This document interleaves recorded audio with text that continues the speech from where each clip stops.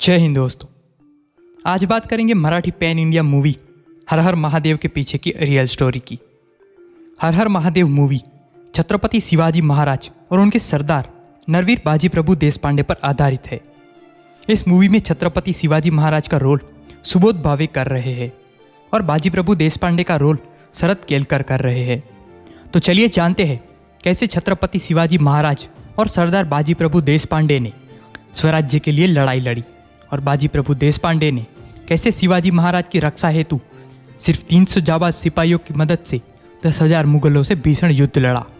इस कहानी की शुरुआत होती है उस दौर से जब सह्याद्री की पर्वतमालाओं के जंगलों में वीर माता जीजाबाई के छोटे बेटे शिवाजी महाराज ने हिंदवी स्वराज्य स्थापना की अपने दोस्तों के साथ शपथ ली। दिल में माता जीजाबाई के संस्कार और आंखों में बस एक ही सपना, हिंदवी स्वराज्य। मावल प्रांत के स्थानीय लोग थे तो आम नागरिक ही, पर हर एक इंसान साहस और शौर्य भरा जिगरा रखता था। बालक शिवाजी से उम्र में 15 साल बड़ा नवयुवक मावल प्रांत के भोर नगर में अपने अलग अंदाज के लिए प्रसिद्ध था। बचपन से ही उसके मन में मुगलों के लिए नफरत थी। उसके पिताजी छत्रपति शिवाजी महाराज के पिताजी श्री शाहजी की सेना में कार्यरत थे। वो जोशीला नवयुवक और कोई नहीं बल्कि खुद बाजी प्रभु देशपांडे थे।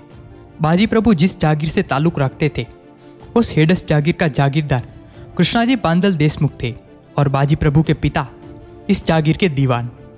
पिता की मृत्यु के बाद बाजी प्रभु और उनके छोटे भाई फूलाजी ने दीवान पद संभाला, पर उलझन इस बात से थी कि खुद कृष्णाजी बांदल छत्रपति शिवाजी महाराज के पिता श्री शाहजी के विरोधी थे और यह विरोध उसने छत्रपति शिवाजी महाराज के लिए भी बरकरार रखा। उनके दिल में छत्रपति शिवाजी महाराज के लिए बहुत कड़वाहट थी। बाजी प्रभु और फूलाजी के साहस पर कृष्णाजी बांदल देशमुख ने हेडस जागीर पर अपना दबदबा कायम रखा था। पर दूसरी तरफ छत्रपति शिवाजी महाराज ने हिंदवी स्वराज्य को फैलाना शुरू कर दिया था। कोंडाणा, चाकन, तोरण, रायगढ़, पुरंदर और जावली जैसे इन प्रसिद्ध किलों को छत्रपति ने स्वराज्य के अंदर शामिल कर लिया था। उस वक्त दक्कन प्रांत अलग अलग जागीरों में बटा हुआ था और उन जागीरों पर आदिल शाही सुल्तान का राज था, पर सुल्तान ने अपने खास लोगों को ही जागीरदार बनाया था, जिसमें फिर चाहे वो मुस्लिम हो या हिंदू, सुल्तान का जो भी व्यक्ति वफादार था उसे ही जागीरदार बनाया गया था। उस समय छत्रपति शिवाजी महाराज का खौफ ना सिर्फ मुगलों के दिलों में था बल्कि उन गद्दारों को भी था जो अपने ही वतन से गद्दारी कर बीजापुर के सुल्तान की सेवा कर रहे थे। छत्रपति शिवाजी महाराज गुरिल्ला युद्ध पर यकीन रखते थे और सबको डर लगा रहता था कि कहीं शिवाजी ना आ जाए। छत्रपति शिवाजी महाराज और उनके सरदार एक एक करते हुए जागीरों को आदिलशाही हुकूमत से आज़ाद करवा रहे थे और अब हेडस को स्वराज्य में मिलाने का समय आ गया था। बस अब किसी भी परिस्थिति में शिवाजी महाराज को कृष्णाजी बांदल को हराकर रोहिड़ा किला हासिल करना था। मगर भोंसले खानदान के साथ कृष्णाजी बांदल का पुराना बैर था। इस बैर को मिटाने के लिए तानाजी मालुसरे, येसाजी, आबाजी और स्वयं छत्रपति शिवाजी महाराज ने हमले को अंजाम दिया और कृष्णाजी बांदल को मार गिराया।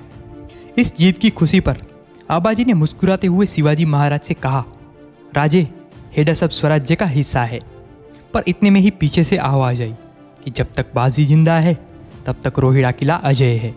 ये सुनकर आबाजी ने शिवाजी महाराज से कहा, राजे, आज्ञा हो तो इस बाजी को मैं अभी मौत के घाट उतार दूं।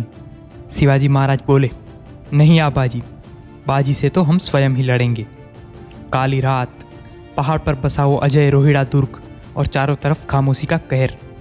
सबकी नजरें शिवाजी महाराज और नरवीर बाजी प्रभु की ओर थी। एक तरफ तानाजी मालुसरे, येसाजी, आबाजी और दूसरी तरफ बाजी के भाई फूलाजी। बाजी प्रभु भवानी तलवारधारी छत्रपति शिवाजी महाराज की आंखों में साहस देख रहे थे, जबकि एक हाथ में तलवार और दूसरे हाथ में दांड पट्टा, प्रतापी तेजमय चेहरा, तनकेदार मूछे, भारी भरकम शरीर वाले बाजी प्रभु को शिवाजी महाराज देख रहे थे। इतिहास अब बदलने जा रहा था। दो बलशाली योद्धा आमने सामने खड़े थे। दुर्ग की वह काली रात और चांदनी तारों के नीचे खड़े दो महावीरों के बीच युद्ध का आरंभ होने वाला था। छत्रपति शिवाजी महाराज के साथ खड़े तानाजी मालुसरे, येसाजी कंक और आबाजी को हेडस पर भगवा ध्वज लहराते हुए देखने की प्रतीक्षा साफ दिख रही थी, पर दूसरी ओर बाजी प्रभु हेडस को अपराज्य देख रहे थे। शायद बाजी प्रभु यह बात समझ चुके थे कि छत्रपति शिवाजी महाराज के पावन कदम रोहिड़ा पर पड़ते ही किला मलेच्छों से आज़ाद हो चुका है। पर बाजी प्रभु का काम था किले को आक्रमण से बचाना। मगर इस बार दुश्मन पक्ष में दुर्भाग्य से स्वयं छत्रपति शिवाजी महाराज खड़े थे। क्योंकि मराठे कभी झुकते नहीं, इसीलिए एक हाथ में दांड पट्टा और दूसरे हाथ में तलवार पकड़े बाजी प्रभु ने अपनों के साथ युद्ध करने के लिए तैयार हो गए। लेकिन छत्रपति शिवाजी महाराज अपनी दूरदृष्टि के लिए जाने जाते हैं। इसीलिए तभी छत्रपति शिवाजी महाराज ने अपनी भवानी तलवार को म्यान में रख दिया। यह देख तानाजी, आबाजी और येसाजी चौंक गए। किसी को समझ नहीं आया कि छत्रपति शिवाजी महाराज बिना तलवार के बलशाली बाजी प्रभु का सामना कैसे करेंगे। बिना हथियार के छत्रपति शिवाजी महाराज बाजी प्रभु की तरफ जाने लगे। सामने खड़े बाजी प्रभु भी असमंजस में थे कि आखिर शिवाजी महाराज बिना तलवार आगे क्यों बढ़ रहे हैं। पर बाजी प्रभु कुछ बोल पाते, इतने में छत्रपति शिवाजी महाराज बोलते हैं, अपने बड़े भाई के सीने पर घाव करूं, इसीलिए हमें ये भवानी तलवार नहीं मिली। शिवाजी महाराज की ये बात सुनकर बाजी प्रभु अचंभित हो जाते हैं। छत्रपति उन्हें समझाते हैं कि 12 मावल पर श्री शाहजी राजे का हक था। आप प्रजा के दीवान थे, कृष्णाजी बांदल के नहीं। कृष्णाजी बांदल ने प्रजा के पास से न्याय से अधिक कर वसूल करके आपको भी दोषी बना दिया है। शिवाजी महाराज कहते हैं कि कृष्णाजी बांदल को मारकर वो इस प्रांत पर अधिकार जताना नहीं चाहते, बल्कि प्रजा पर हो रहे अत्याचार से इस प्रांत को मुक्त कराना चाहते हैं।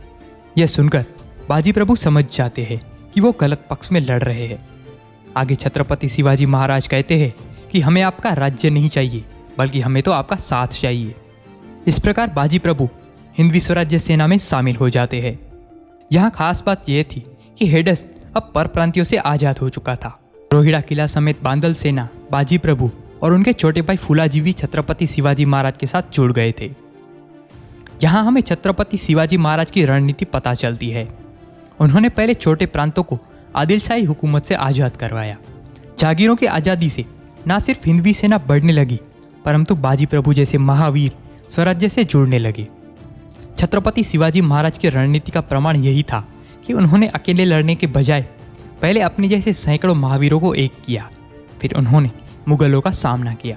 शून्य से शुरुआत करके बहुत आगे कैसे जाया जाता है वो छत्रपति शिवाजी महाराज अच्छे तरीके से जानते थे। बाजी प्रभु देश पांडे और बांदल का साथ मराठा साम्राज्य के लिए मूल्यवान था।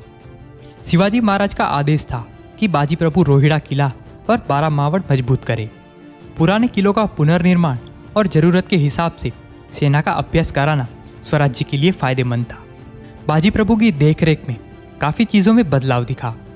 यहाँ सोचने वाली बात यह है कि बाजी प्रभु छत्रपति शिवाजी महाराज के सेनानी जरूर थे, पर उन्होंने ज़्यादातर समय हेडस में ही गुजारा। जब भी शिवाजी महाराज उन्हें बुलाते, बाजी अपने भाई के साथ रायगढ़ चले आते। अफजल खान के अंत के पीछे अन्य वीर मराठों के अलावा बाजी प्रभु देश पांडे की भी अहम भूमिका रही है। दरअसल शिवाजी महाराज जानते थे कि अफजल खान बहुत ताकतवर और लंबा चौड़ा है। इसीलिए शिवाजी महाराज ने बाजी प्रभु को संदेशा भेजा कि आप अपने साथ अफजल खान जैसे लंबे चौड़े वीरों को साथ लेकर रायगढ़ आए। आज्ञा अनुसार बाजी ऐसे योद्धा लेकर आए और फिर छत्रपति शिवाजी महाराज और बाजी प्रभु ने मिलकर युद्ध अभ्यास किया। शिवाजी महाराज जानते थे कि ऐसे व्यक्ति को मार गिराना आसान नहीं होगा जो पहलवान हो। तब उन्हें बाघनख का विचार आया और उन्होंने लोहे का हाथ में पहनने वाला बाघनख तैयार करवाया। 10 नवंबर 1657 ये वो तारीख है जब छत्रपति शिवाजी महाराज ने अफजल खान को मार गिराया। मराठा साम्राज्य के इतिहास में इस युद्ध का स्थान महत्वपूर्ण है। अफजल खान के अंत के साथ छत्रपति शिवाजी महाराज ने इस प्रचंड पन्हाला किले पर अपना कब्जा जमा लिया। इसके साथ उन्होंने बिना देर किए चंदन, वंदन, रांगना, वसंतगढ़ तथा खेलना जैसे दुर्गम किले भी अपने अधिकार में ले लिए। लेकिन अफजल खान की हत्या से बीजापुर की आदिलशाही हुकूमत बड़ी गुस्से में थी। इसीलिए उन्होंने छत्रपति शिवाजी महाराज को मारने के लिए अपने सारे जाबाज सेनानियों को जंग में भेज दिया, जिसमें सिद्दी जौहर, रुस्तम जमान, फजल खान और सिद्दी मसूर जैसे सेनानी शामिल थे। फजल खान वही व्यक्ति था जिस पर छत्रपति शिवाजी महाराज ने दया दिखाकर छोड़ दिया था। दरअसल अफजल खान के अंत के बाद मराठों ने उनके सभी सरदार और दोनों बेटों को पकड़ लिया था। बाद में छत्रपति शिवाजी महाराज द्वारा बंदी बनाए सभी लोगों को मान के साथ छोड़ दिया गया था। सिद्दी जोहर ने पन्हाला किले को घेर लिया क्योंकि उस समय शिवाजी महाराज पन्हाला पर ही थे। शिवाजी महाराज के साथ उस वक्त बाजी प्रभु और नेताजी पालकर जैसे वीर योद्धा थे। सिद्दी जोहर के साथ फजल खान, रुस्तम जमान और सिद्दी मसूर जैसे सरदार थे। साथ ही 35,000 की पैदल सेना और 20,000 घुड़सवार भी थे। किले को घेरने की वजह से किले पर नाकाबंदी हो गई। दिन ब दिन राशन का अभाव होने लगा था। अपने साथियों के साथ शिवाजी महाराज किले पर फंस गए थे। इतने में महाराज को बुरी खबर सुनाई गई कि औरंगजेब का मामा शाइस्ते खां पुणे में दाखिल हो चुका है, जो स्वराज्य के लिए बड़ा खतरा था। तब शिवाजी महाराज का वहां से निकलना बेहद जरूरी हो गया था। सिद्दी जोहर का घेरा तोड़ने और उससे संधि करने के सारे प्रयासों के बाद शिवाजी महाराज ने पन्हाला छोड़ विशालगढ़ की तरफ जाने का निर्णय लिया। जुलाई का महीना था। 13 जुलाई 1660 की रात्रि को शिवाकाशिद नाम का शिवाजी महाराज का साथी शिवाजी महाराज का भेष बनाकर जानबूझकर उस रास्ते से गया जहां पर सिद्दी जोहर उसे आसानी से पकड़ सके, ताकि सिद्दी जोहर शिवाजी समझकर पकड़ने की कोशिश करे। और इतने में पीछे के गुप्त रास्ते से शिवाजी महाराज और उनके साथी किले से निकल सके। सिद्दी जोहर ने शिवाकाशिद को पकड़ लिया और उसे मौत के घाट उतार दिया। लेकिन इतने समय में शिवाजी महाराज अपने 600 मावड़ों के साथ काफी दूर निकल चुके थे। सिद्दी जोहर को जब पता चला कि शिवाजी महाराज किले से भाग चुके हैं, तो उसने अपने दामाद सिद्दी मसूर को लगभग 10,000 की सेना के साथ शिवाजी महाराज के पीछे भेजा। शिवाजी महाराज को पता था कि विशालगढ़ पर भी दुश्मन ने पैरा डाला है। ऐसे में वहां जाकर पहले उस घेरे को तोड़ना था। वो जुलाई महीने की मूसलाधार बारिश की रात थी। मशाल की सहायता से रास्ता निकालकर मावड़े आगे बढ़ रहे थे। 35 से 40 मील का फासला तय करने के बाद मावड़े और शिवाजी महाराज गजापुर की घोड़खिंड पर पहुंच चुके थे। यहाँ से अभी और 5 मील पर विशालगढ़ था। लेकिन यहाँ पर उन्हें यह खबर मिली कि सिद्दी मसूर अपनी फौज को लेकर उनके पीछे आ रहा है। घोड़खिंड पहुंचने के बाद बाजी प्रभु देशपांडे छत्रपति शिवाजी महाराज से कहते हैं, राजे आप यहाँ से निकल जाइए। जब तक बाजी जिंदा है एक भी दुश्मन घोड़खिंड पार नहीं कर पाएगा। हम बांधलों की ताकत अभी देखी नहीं है दुश्मन ने। यह सुनकर छत्रपति की आंखें भर आई। वो उन्हें अकेला छोड़ना नहीं चाहते थे, पर बाजी प्रभु, फूलाजी और 300 बांदलों ने उन्हें यकीन दिलाया कि अगर छत्रपति को कुछ हो जाता है तो प्रजा उजाड़ हो जाएगी। बाजी प्रभु ने कहा, 1000 बाजी के प्राण गए तो भी ठीक है, पर एक छत्रपति का जिंदा रहना जरूरी है। आगे बाजी प्रभु कहते हैं कि आप जैसे ही विशालगढ़ पर पहुंच जाए तो 3 बार तोप दाग दें, ताकि मैं समझ जाऊंगा कि आप सकुशल पहुंच गए हैं। छत्रपति शिवाजी महाराज उन सभी को अकेला छोड़कर जाना तो नहीं चाहते थे, मगर बड़े भाई समान बाजी प्रभु की आज्ञा को छत्रपति मान लेते हैं। 300 मावड़े छत्रपति के साथ निकलते हैं और बाकी 300 वीर योद्धा घोड़खिंड लड़ने के लिए वहीं रुक जाते हैं। बाजी प्रभु देशपांडे के साथ उनके छोटे भाई फूलाजी देशपांडे, संभाजी जाधव, महाजी और राघोजी मोरे जैसे बड़े सरदार थे। घोड़खिंड कम से कम चौड़ी और ज़्यादा से ज़्यादा लंबी जगह थी। वहाँ से एक साथ 5 से 10 लोग ही जा सकते थे। और उसी जगह पर बाजी प्रभु देशपांडे अपने 300 वीर सिपाहियों के साथ खड़े थे। तभी सिद्दी मसूर अपनी 10,000 की फौज के साथ वहाँ पहुँच गया। जैसे ही दुश्मन सेना घोड़खिंड में दाखिल हुई, वैसे ही हर हर महादेव का नारा लगाकर मावड़े उन पर टूट पड़े। घोड़खिंड में घमासान युद्ध शुरू हो गया। सिद्दी मसूर की सेना ने अपना पूरा जोर लगाया, लेकिन बाजी प्रभु देशपांडे मानो उनके सामने किसी चट्टान की तरह खड़े थे। एक हाथ में तलवार और दूसरे हाथ में दान पट्टा लेकर बाजी प्रभु जोश के साथ उनका मार्ग रोके हुए थे और दुश्मनों के सर धड़ से अलग कर रहे थे। सिद्दी मसूर ये सब देख रहा था। बड़ी देर तक चले इस युद्ध के बाद सिद्दी मसूर को यह लगने लगा था कि अब उनकी सेना मराठों पर हावी होने लगी है, लेकिन फिर भी कोई दर्रे से पार क्यों नहीं निकल पा रहा। उसने आगे चलकर देखा तो वह हैरान हो गया कि एक चोटी वाला 6 फुट का योद्धा, जिसका शरीर बचपन से कसरत करके पहलवान की तरह हो गया हो, वह अपने हाथों में तलवार और दान पट्टा लिए दुश्मनों के सर धड़ से अलग कर रहा है। यह दृश्य देखकर सिद्दी मसूर ने कहा, या अल्लाह, ये आदमी है या शैतान। घंटों तक चली इस लड़ाई के दौरान शिवाजी महाराज विशालगढ़ पर पहुंचकर दुश्मनों से 2-2 हाथ कर रहे थे। इधर सिद्दी की सेना को बाजी प्रभु और उनके वीर सिपाहियों ने रोक रखा था। बाजी प्रभु का पूरा शरीर खून से लथपथ था। फूलाजी उन्हें समझाने लगे कि अब थोड़ा आराम करिए, पर बाजी हर वक्त एक ही जवाब देते हैं कि राजे अभी तक पहुंचे नहीं है, मेरा रुकना असंभव है। दुश्मन पक्ष में बात होने लगी कि यह राक्षस है। धीरे धीरे आदिल शाही सेना भी थक गई।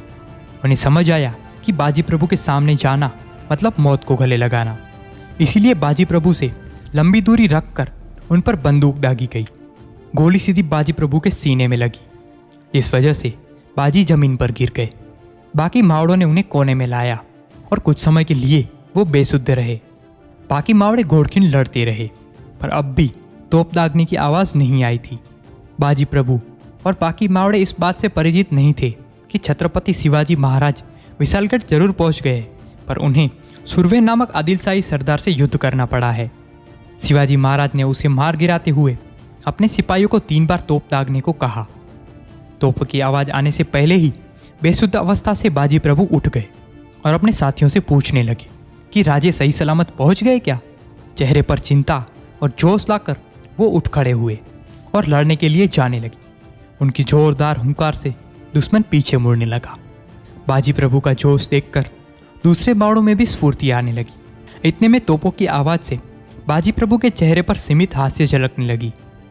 दुश्मनों से अंतिम सांस तक लड़ते लड़ते बाजी प्रभु देशपांडे और उनके छोटे भाई फूलाजी देशपांडे वीरगति को प्राप्त हुए। कई घंटों तक बाजी प्रभु देशपांडे और उनके 300 वीर सैनिकों ने 10,000 सैनिकों से युद्ध किया और उन्हें रोक रखा।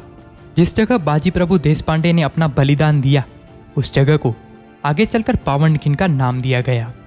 इस मातृभूमि के लिए बाजी प्रभु देशपांडे जैसे कई वीरों ने अपने प्राण न्यौछावर कर दिए हैं। इनकी वजह से ही आज हम और आप आज़ाद हैं।